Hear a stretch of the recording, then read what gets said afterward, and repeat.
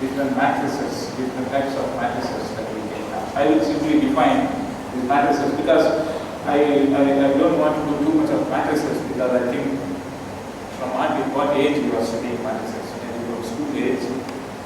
So it will be boring if I repeat what is matrix, how to add matrices, how to multiply matrices. Even though for completeness sake, mathematics is good, talk about this. So I thought we should save time to do something more useful,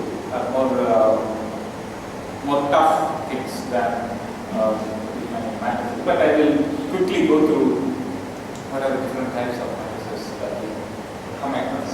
So the simplest matrix that we can think of is